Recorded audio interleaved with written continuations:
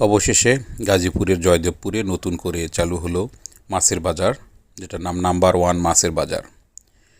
মাঝখানে সুন্দরভাবে সব কিছু সাজানো গোছানো এবং প্রত্যেকটা মাছ ব্যবসায়ীর পাটাতনের নিচে রয়েছে পানির চেম্বার এবং সেখানে রয়েছে সুন্দর ড্রেনেজের ব্যবস্থা।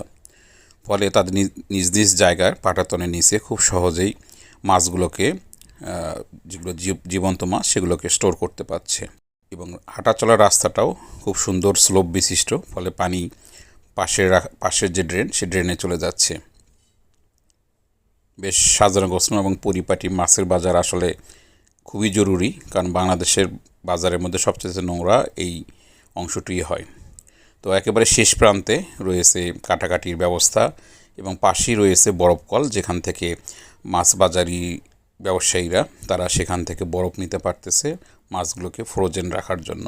একই ছাদের নিচে সুবিশাল জায়গায় এরকম সাজানো গোছানো পরিবেশ নিশ্চিত করার জন্য সংশ্লিষ্ট যারা এই কাজের সাথে জড়িত ছিলেন তাদেরকে আন্তরিক ধন্যবাদ ও কৃতজ্ঞতা জানাচ্ছি এই সুন্দর একটা পরিবেশে মাছের বেচাকেনা নিশ্চিত করার জন্য। এখানে সেই মাছ কাটাকাটির জায়গা, যেটা একেবারে শেষ প্রান্তে অবস্থিত, এবং এটার জাস্ট বাম পাশেই এখানে হচ্ছে বরফ মিল রয়েছে, যেখান থেকে সরাসরি মাছ ব্যবসায়ীরা বরফ নিয়ে তাদের মাছগুলোকে টাটকা রাখতে পারেন। ধন্যবাদ সবাইকে।